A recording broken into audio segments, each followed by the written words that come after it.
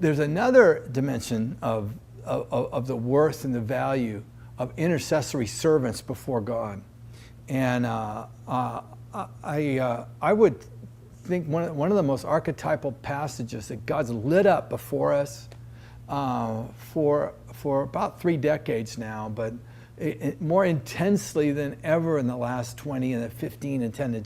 We can't get away from it, is the sacrifice of Mary, the offering of Mary. She just pours out on Jesus' feet.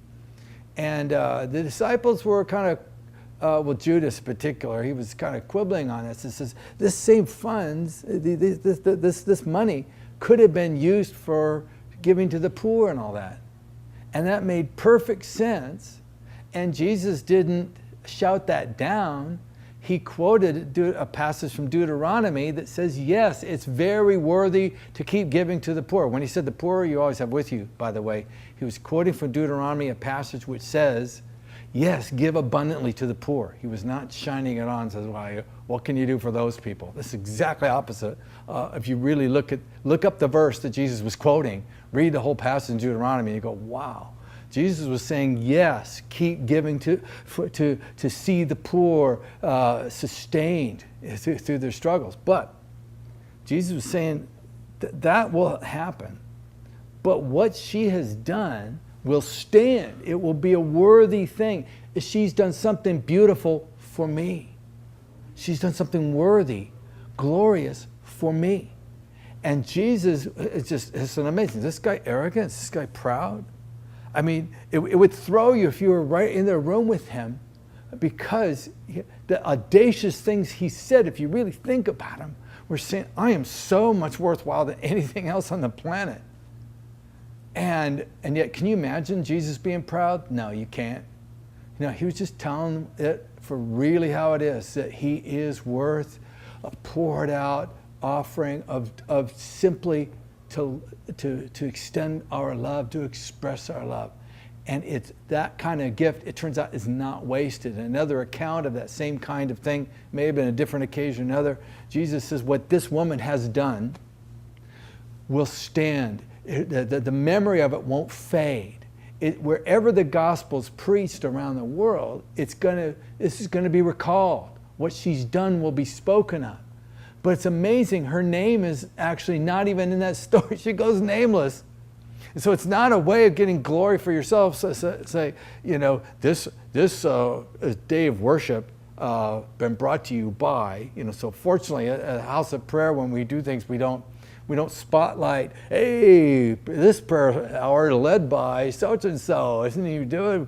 Give him a hand, folks. No, we're not glorifying those who do the glory.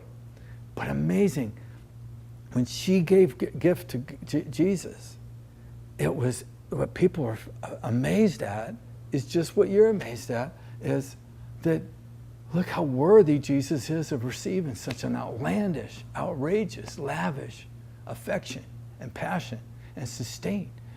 We would pray, we would give him our love 24/7. And because he's so flat out worth it, it starts saying, yes, it is. And you just don't see people who have been involved in this and matured in it fading away saying, well, I don't know if it's that worthwhile anymore. Because they were never doing it for themselves if they were doing what we're doing. It was always for him. And God is well able to communicate to us in just the right measure how pleased he is and how valuable it is.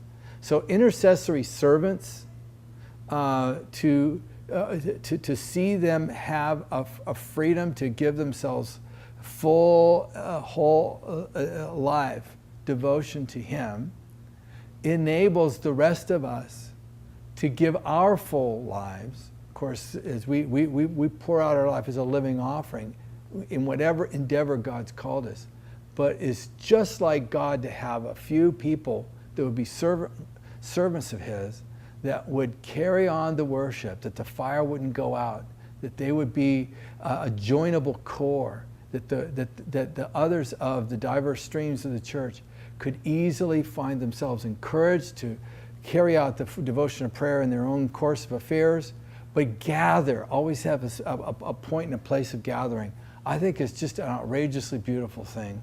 And it's just the kind of thing you'd expect from our God. Is that good? Did I nail it? Awesome. That's Did I come close? Okay. Yeah.